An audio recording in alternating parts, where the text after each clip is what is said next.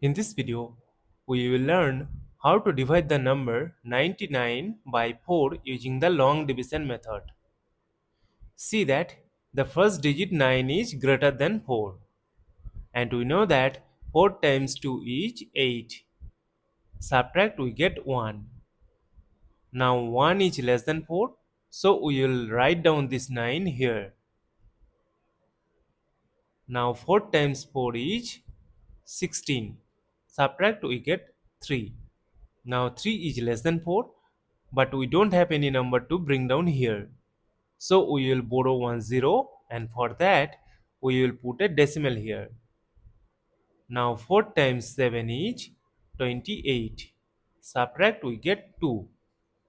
Now 2 is less than 4, so we will again borrow one zero, and we know that 4 times 5 is 20. Subtract, we get a 0. As we have obtained the number 0, so we will stop.